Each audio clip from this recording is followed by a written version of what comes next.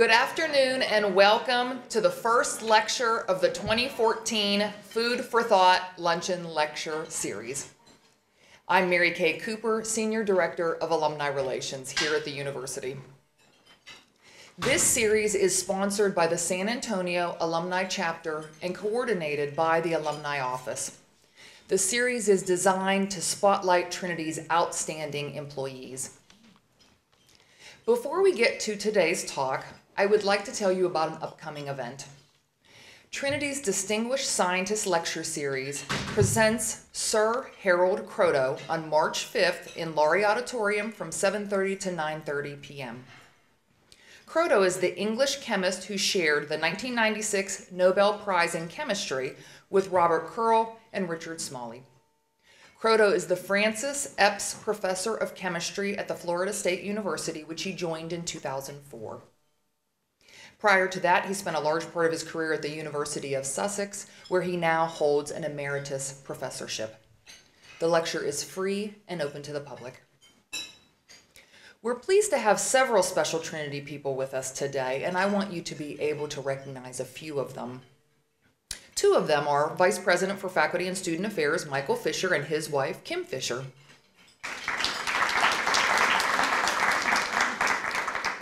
You'll be hearing a lot more about Dr. Fischer momentarily. This program is being live streamed and recorded so that people all over the world can view it or listen to it now and later.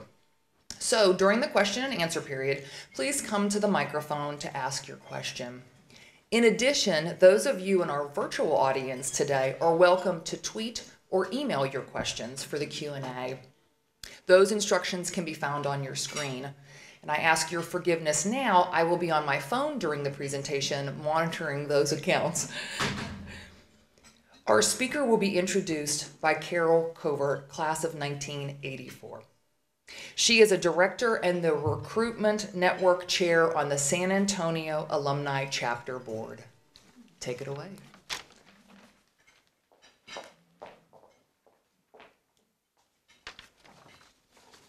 Hi, Michael Fischer, Dr. Michael Fischer, is in his 14th year as Vice President for Faculty and Student Affairs here at Trinity. He oversees all the academic programs at Trinity, along with Student Affairs, Athletics, Trinity University Press, which publishes great books, international programs, and the registrar. He does an awful lot here. He teaches a seminar for first-year students as part of HUMA, which features readings from classical Greece and Rome. He majors in English and graduated magna cum laude from Princeton University and received his master's and doctorate in English from Northwestern University. He publishes widely on literature and literary criticism and regularly reviews new novels for the San Antonio Express News. His topic today is defending compromise.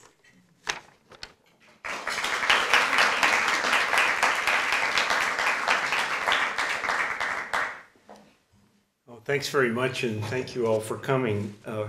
I'm a huge fan of these Food for Thought talks, and I know how good they've been, and I hope I can meet the high standard that everybody has set. And again, I appreciate your coming, especially on such a cold, surprisingly cold day. I think winter is back, isn't it?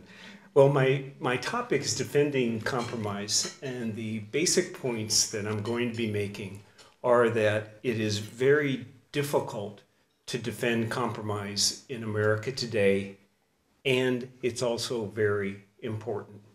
And to illustrate what I mean, I want to start with a recent attempt to defend compromise that got me started thinking about this subject. This is a column that was published in the winter 2013 issue of Emory magazine by that university's president, Dr. James Wagner. Now, Emory magazine is a fairly typical university magazine whose readership is primarily alumni, parents, board members, and other friends of the university. Well, in that article, Dr. Wagner praises compromise as essential to the American political system. He goes on to say that he is defending compromise because political polarization is jeopardizing the ability of national leaders to deal with urgent issues. As a citizen, he's advocating compromise as a way past legislative paralysis. As a university president, he wants to remind his readers that compromise is alive and well at their university, Emory.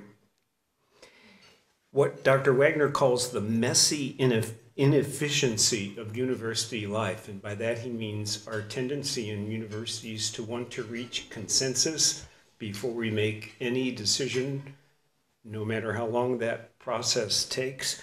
What he calls the messy inefficiency of university life, he says, results from welcoming different points of view and working through them to decisions that benefit the university as a whole. He concludes that even as Emory, like other universities, faces limited resources and competing visions of what should be done with them, he concludes, I am grateful that we have at our disposal the rich tools of compromise that help us achieve our most noble goals. He then cites as a historical example of compromise the agreement at the 1787 Constitutional Convention that determined how many representatives would be assigned to each state in the newly created House of Representatives. And as you may remember from your American history classes, the number of representatives was to be determined by the population of each state. But a dispute arose at the convention as a result of slavery. Southern delegates wanted to count the whole slave population, whereas Northern delegates did not want to count slaves at all. And so to resolve this disagreement, as Dr. Wagner notes, the two sides set aside their original positions and settled on something in between. 3/5 of the slave population would count, and that compromise enabled the new Constitution and country to take shape. Now, the president's column in an alumni magazine is not usually associated with controversy. But Dr. Wagner's column quickly made national news. Readers were furious that he had cited what historians called the 3/5 compromise. He had cited this compromise without deploring the slavery that the compromise kept intact and even inscribed in the inaugural United States Constitution. The outrage of these readers triggered this apology from Dr. Wagner that now precedes his column on the website, or the magazine website. Here's what he says.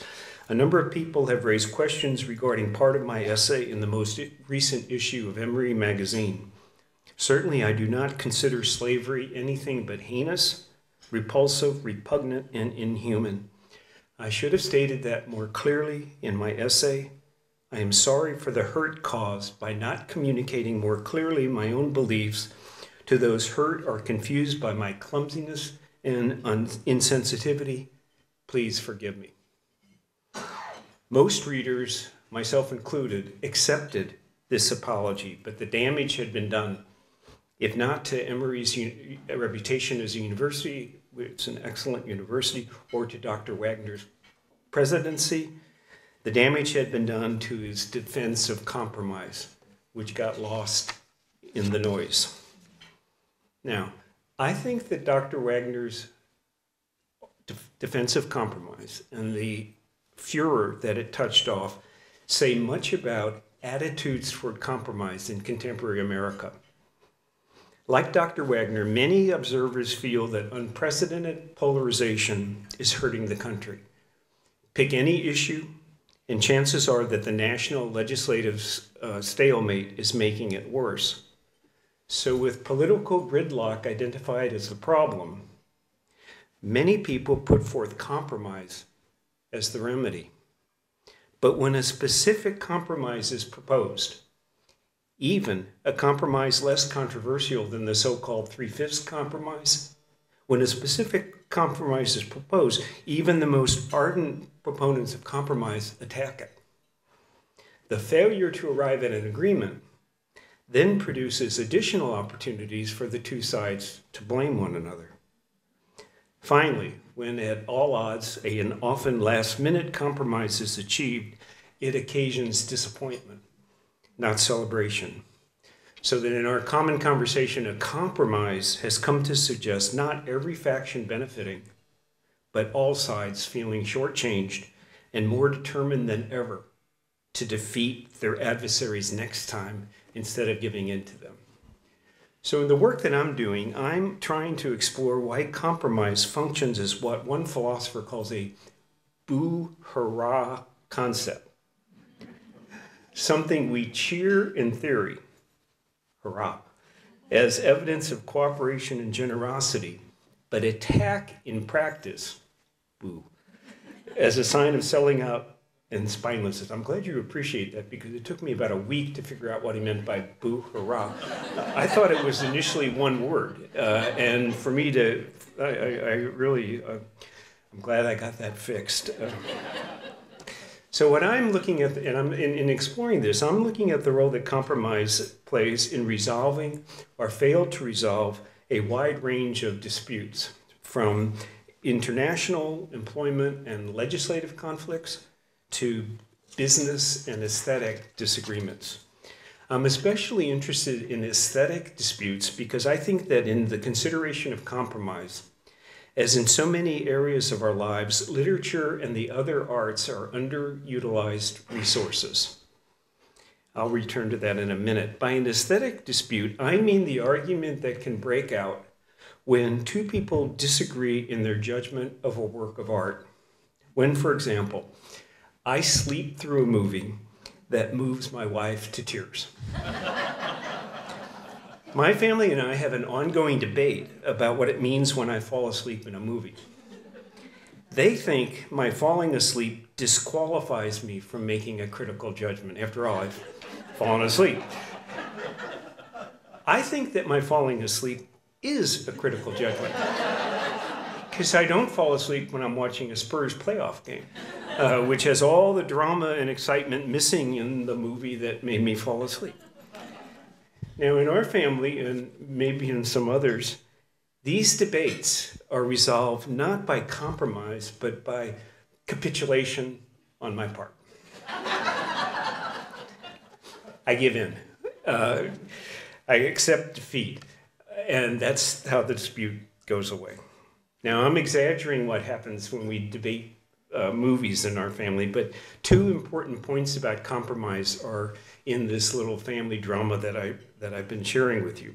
The first point is that it's important to understand why capitulation is not compromise. A compromise is freely entered into.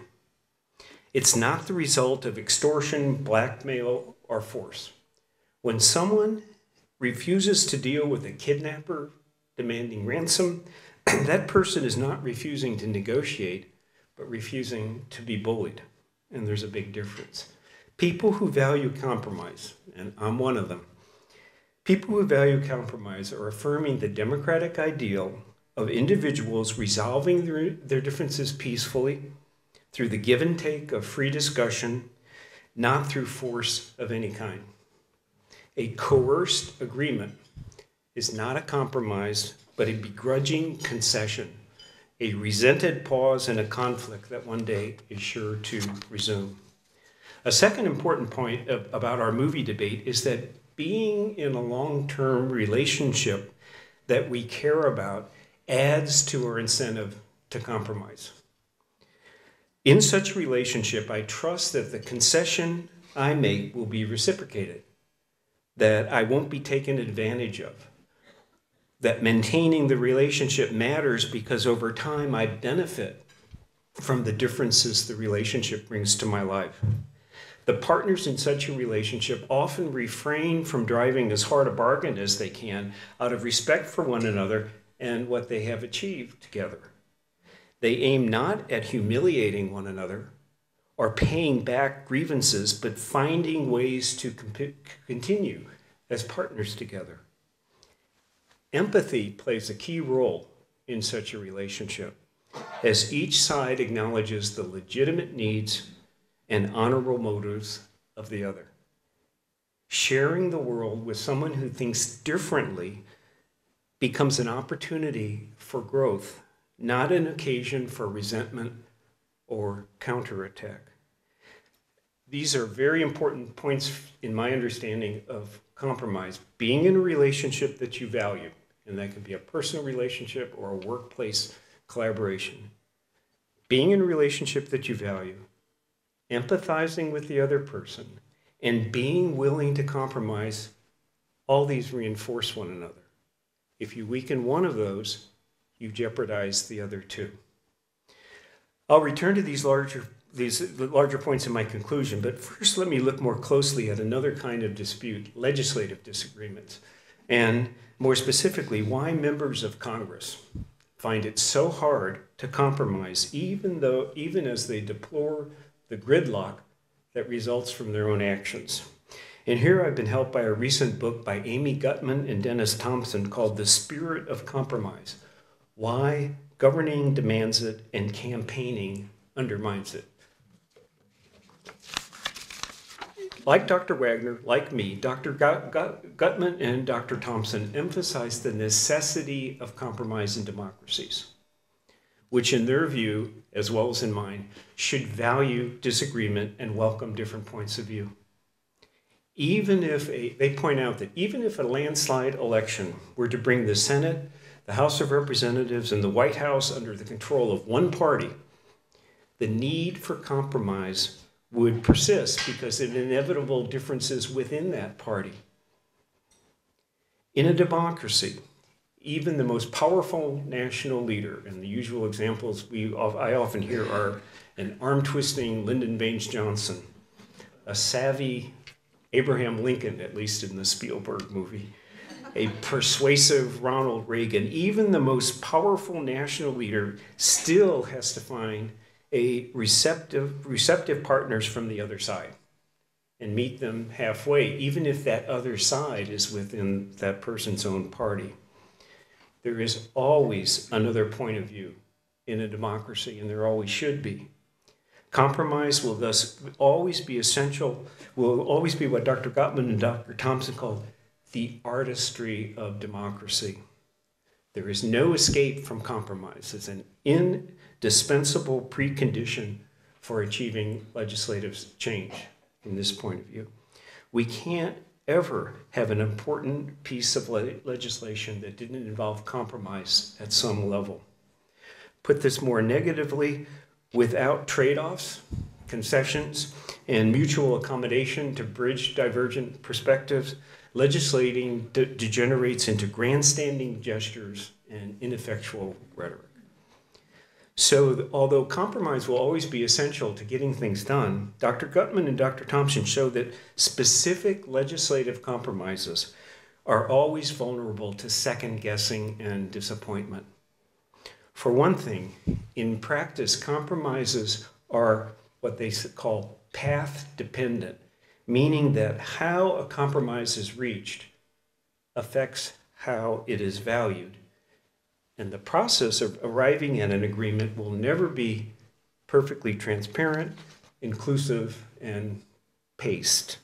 Every perceived compromise then is vulnerable to second guessing on the grounds that there was some procedural flaw that came into play and tainted it.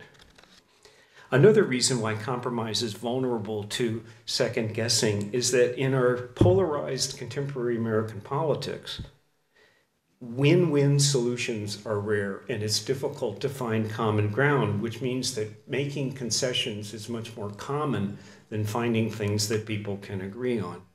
So that the best that you can achieve in a compromise, and it's important to note that this can still be better than what the compromise is improving on, the best that can be achieved in a compromise will resemble a grab bag of expedient half measures instead of a coherent resolution.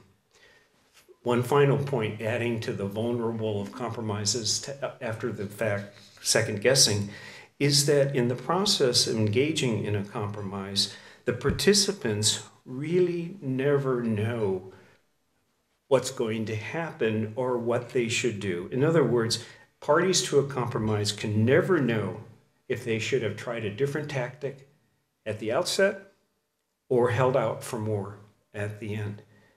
They were always haunted by the feeling that the outcome would have been better if they had been more forceful or if their adversaries had been more cooperative. Now, here's the key point. According to Dr. Thompson and Dr. Gutman, American political campaigns exploit the vulnerability of compromise to second guessing. Unlike legislation, which requires collaboration, political campaigns are zero-sum, winner-take-all battles. Campaigns reward an uncompromising mindset or a candidate's readiness to draw a stark contrast between her position and her opponent's, even when it means disparaging her adversary's motives, exaggerating the differences between them, and taking extreme attention-getting stands, such as no new taxes or no cuts in Social Security. Extreme stands that make flexibility and open-mindedness look wishy-washy by comparison.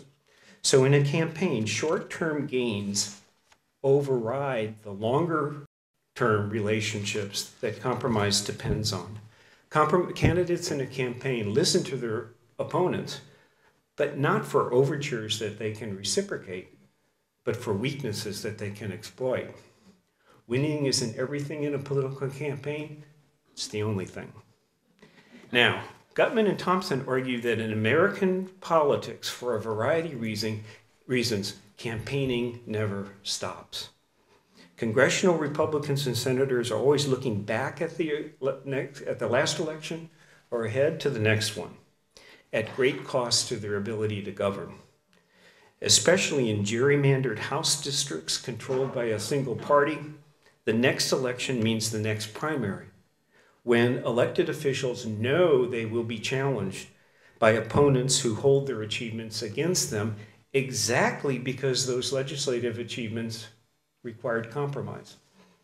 It's become a ritual for a candidate to challenge an incumbent in a primary by saying that, unlike the incumbent, I will never compromise. And when I was working on this summer, I came across a great example when Liz Cheney decided to challenge the incumbent senator in Wyoming.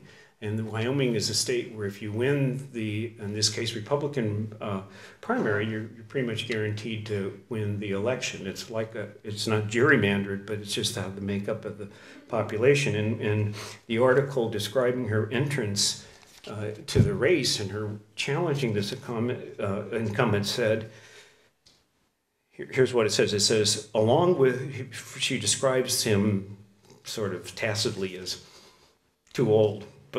And so it says, but along with the generational swipe at the senator, Ms. Cheney implicitly took a shot at his low-key and consensus-oriented style, saying, quote, this is her word, we can no longer afford to get along to go along, in declaring that Wyoming needed a strong voice in Washington. And she says, I will never compromise when our freedom is at stake, said Ms. Cheney, a not-so-subtle preference to the senator's penchant for working with Democrats to find common ground.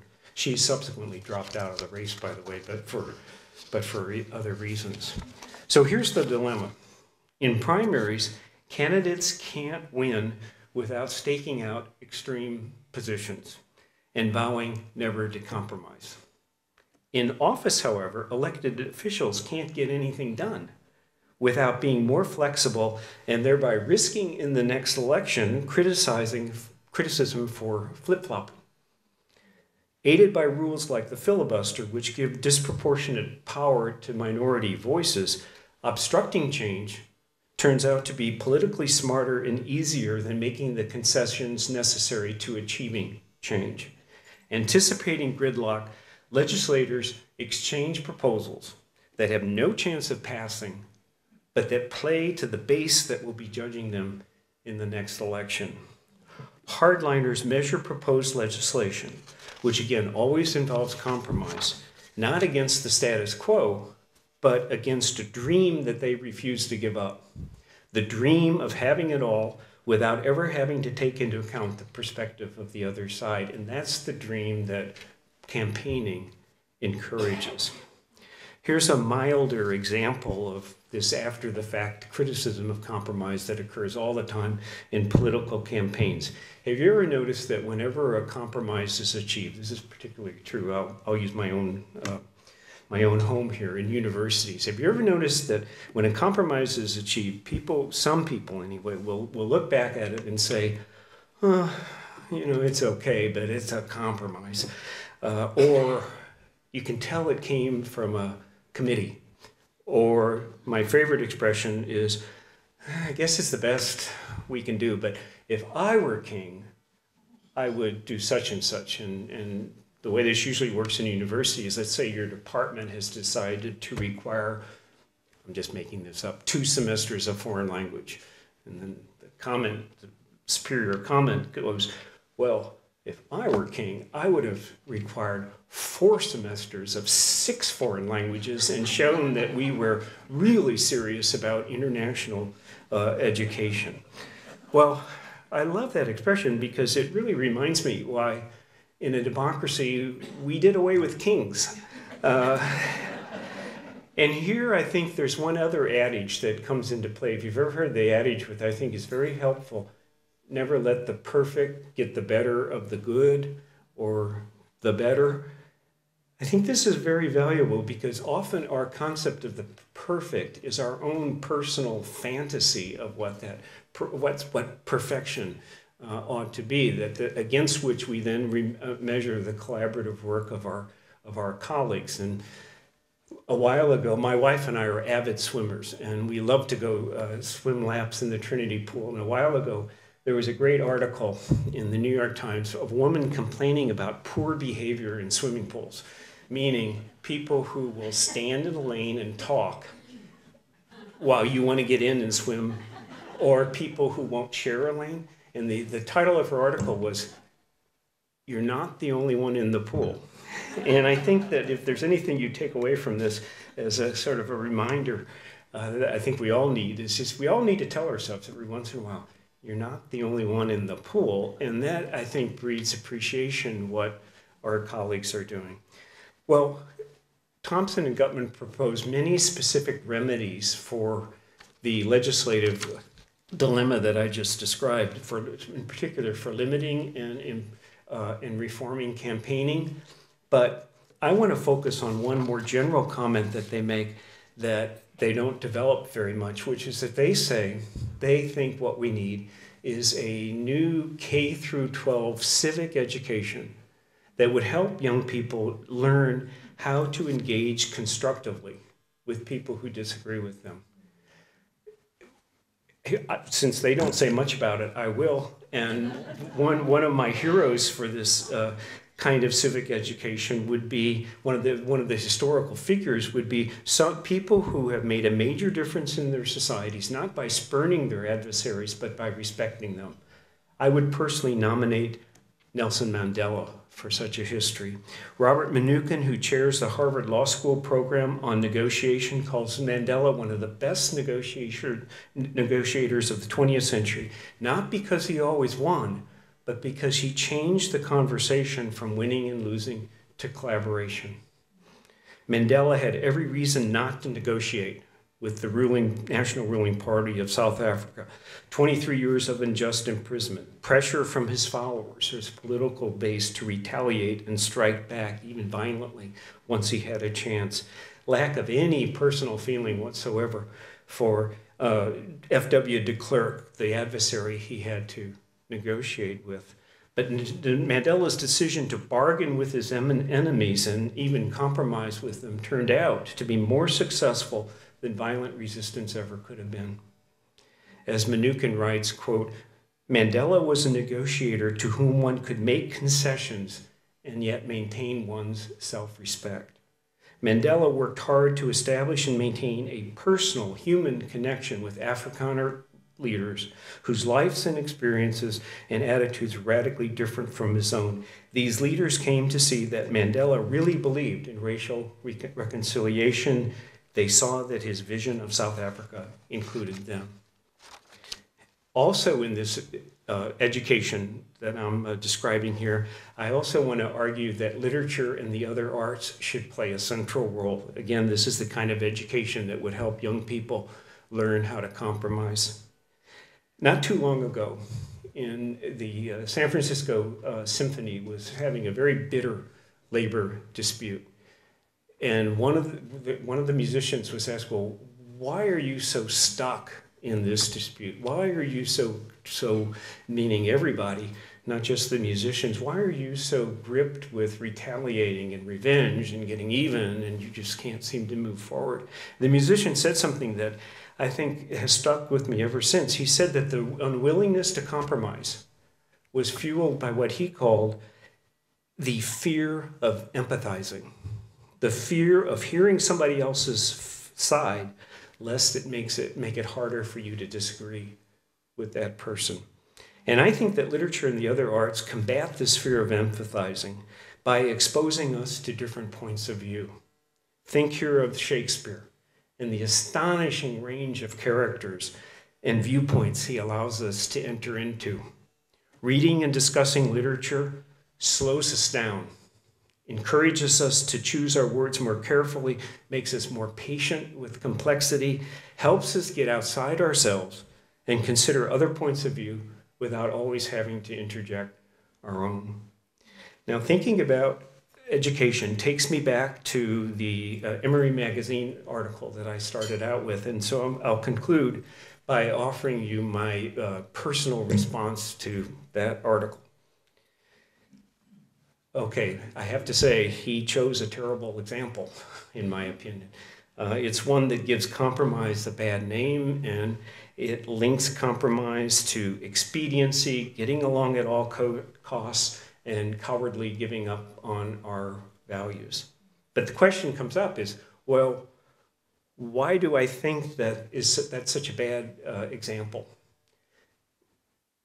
Aren't I engaging in the second guessing and piling on that I've been criticizing others for? More generally, how do I determine in any given instance when I should compromise and when I should hold my ground? Well, in answering this question, I like the test posed by a philosopher in a book called On Compromise and Rotten Compromises. And he says that the 3/5 compromise, in his opinion, is a rotten compromise.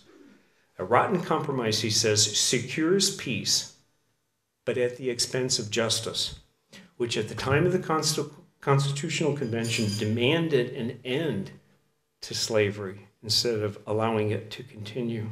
One other example of a rotten compromise that he gives is the 1938 Munich Agreement with Hitler, which he says describes as a pact with the radical evil that culminated in the Holocaust. Now, he also thinks, as I do, that compromise is essential to democracy. And here's how he says compromise breathes life into democracy. And here's how I would put the value of compromise.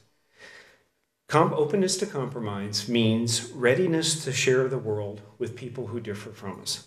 Not because we have to, but because we want to. We value compromise because we believe that we benefit from ongoing relationships that encourage disagreement, independence, and dissent. These beliefs are essential to the hope that democracies depend on. So it follows that rejecting a compromise should be a carefully arrived at last resort, not a knee-jerk reaction to disagreement. It should meet the strict test that this philosopher applies to the 3/5 compromise and the Munich Agreement. It should meet the test of whether or not the proposed compromise deepens man's inhumanity to man, whether it perpetuates injustice.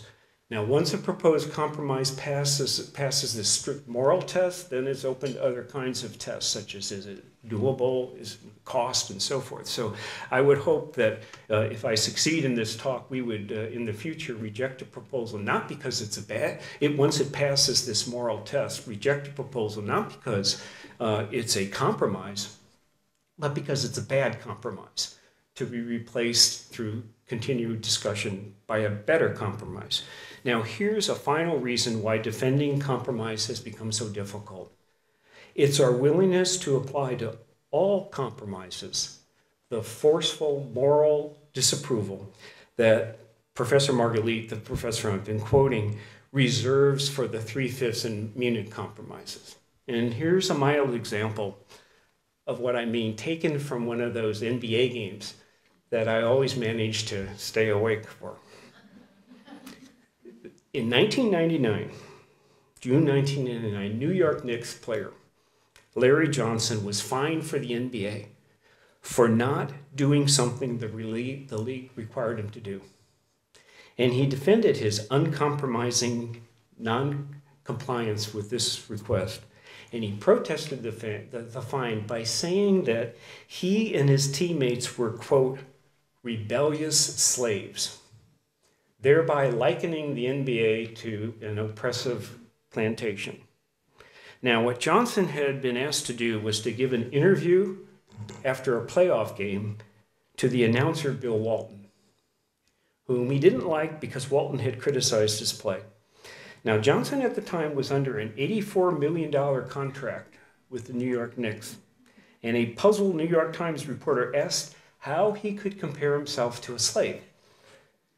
To his credit, Johnson recognized the legitimacy of the question and tried to answer it, but many people listening remained skeptical of his answer. And so the New York Times reporter concluded, "Some wonder if Johnson's controversial ramblings this week are associated with his frustration over playing with an injury and struggling to guard Tim Duncan." I can't tell you how much I love that comment. And the analogy between NBA players and slaves never gained much traction, and many others disavowed it.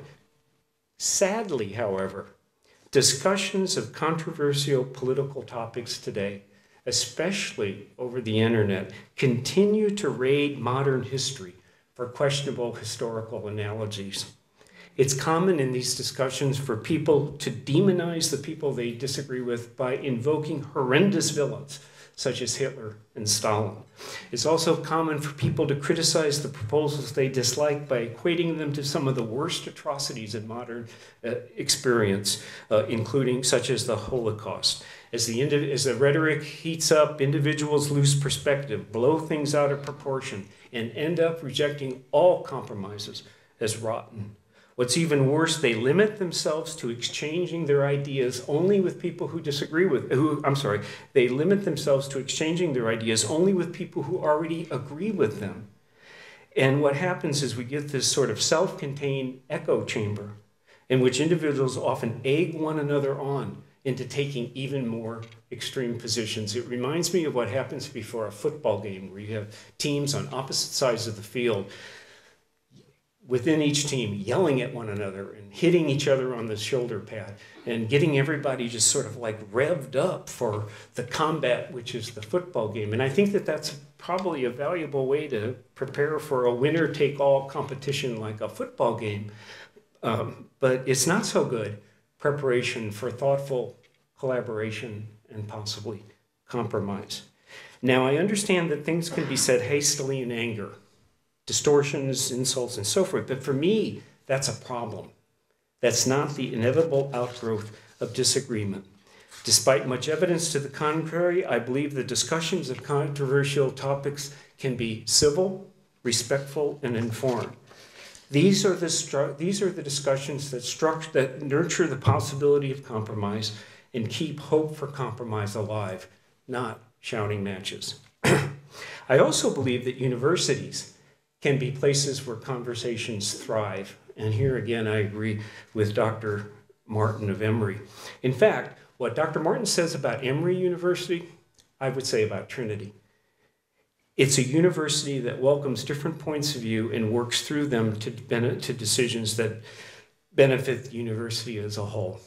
I would be disappointed if students graduated from Trinity without any convictions and we're cynically ready to take on whatever beliefs and values would get them ahead, like chameleons adapting to whatever situation they find themselves in. On the other hand, I'd also be disappointed if our students graduated and went on to experience every disagreement as a knockdown, drag-out fight that they had to win in order to protect their own convictions. Respect for other points of view is built into our liberal arts curriculum here at Trinity, which requires students to take courses in the sciences, social sciences, arts, and humanities, no matter what their major, and where these students learn why we need philosophers as well as physicists, artists as well as engineers, bankers as well as biologists. Small classes at Trinity enable robust discussions and help students learn that listening to someone else's argument matters as much as expressing your own point of view. Our small classes also allow us as professors to assign more writing, giving students the opportunity to slow down, choose their own words thoughtfully, and benefit from the feedback of their fellow students and their professors. Finally, our students at Trinity are required to live on campus for 3 years, where they are exposed every day to people of different backgrounds and different parts of the world, to students from 47 states and 67 foreign countries, to be exact, which I think is a remarkable introduction to the interdependent world our students will be graduating into. So I place a lot of hope in liberal arts education and in universities that encourage constructive discussion, that strengthen our capacity for empathy, and that reinforce our receptivity to compromise. I think we're at one of those universities right now, which is why I'm going to do now what all of our food for thought speakers do, which is finally to quit talking, to give you the chance to ask your questions and make your comments. And I'm hoping that maybe today, this invitation to turn what's been a monologue into a dialogue will remind us that we are all right now here in the Fiesta Room at a great university, and this is what we do. Thank you very much.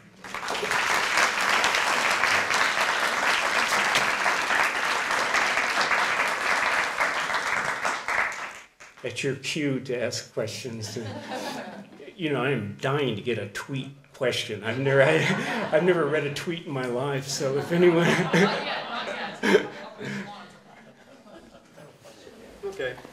Hi, Dr. Fischer. I'm Michael Drudge, class of 1973. One of your swimming mates, you might remember me from... I do. Good to see you. You behave yourself, too. Yes, I tried to show I just wanted to make a comment really about your comments on the internet, and Facebook in particular, seem to generate a lot of threads of debate in my circle of friends. I have some who are zealot liberals and others who are big Tea Party fans. And a while back, a couple of weeks ago, one of the threads degenerated into where there were threats of filing libel lawsuits against each other. It got so heated. And so I wanted just to thank you for pointing out that particular aspect and how that, I think, it's kind of changed our society in a way, and that we can communicate and have these arguments across large distances. Yeah, so that's my comment. Well, I appreciate that. And some analyses of these discussions emphasize the fact that they're disembodied and anonymous, thereby militating against the empathizing that I value. It is it's quite different. I think that okay. It's quite different to disagree with someone sitting across the table from you and somebody that you will then see the next day than anonymously engaged in discussions on the internet. I'm not doing anything, by the way, to make this happen. Could you please use the microphone since this is being recorded? Thank you. There's one back there. I don't think this one is working perfectly.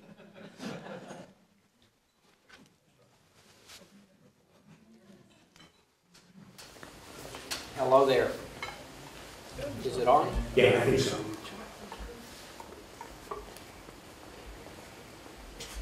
Hello. Is it possible that the use of the 3/16 example was actually a perfect example because it's created a discussion that probably would never have taken place. That's a great point. I don't think he intended it that way, but I think that is a great point. And the discussion has been very healthy, not only of that compromise, but of discussion of compromise in general.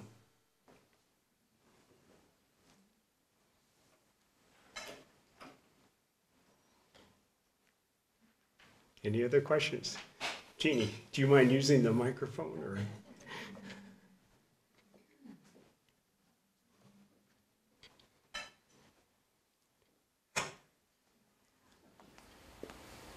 Michael, is there a way that you could get that book that you quoted so often into the hands of all of our legislators? Some more education there. Thank you.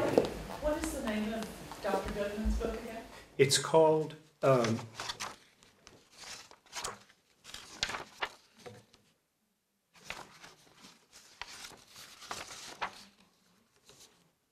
Spirit of Compromise. Her name is spelled G-U-T-M-A-N, and Dennis Thompson, called The Spirit of Compromise, Why Governing Demands It and Campaigning Undermines It.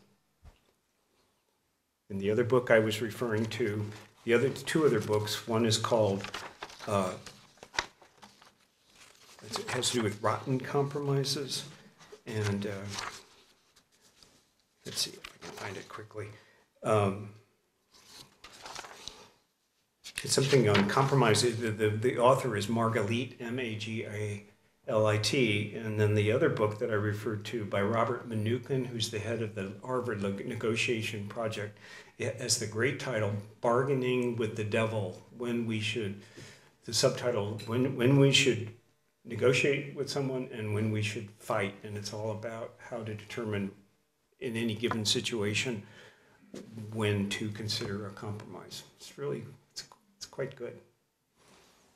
Yeah. I have a tweeted question for you. This has made my day. I think it depends on the question, I guess. No, I think it's a pretty good one. Would a decreased emphasis on competitive athletics help increase our children's acceptance of compromise? What a great question, and I'm going to turn that over to our soccer coach, Paul McGinley. You know, I don't think so, because I also think that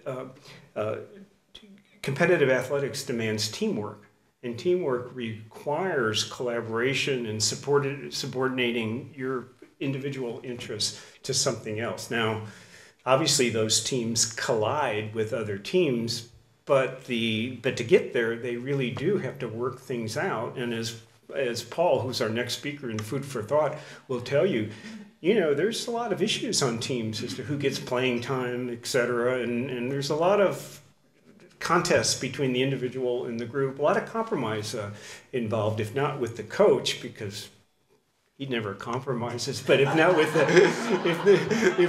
the coach, at least with yourself, as you have to resign to the fact that Coach McGinley, you know, doesn't think you're as good as you think you are. And so I feel that the teamwork aspect of sports is very, you know, very valuable. Any other questions? Okay, well, thanks again very much. I enjoyed it.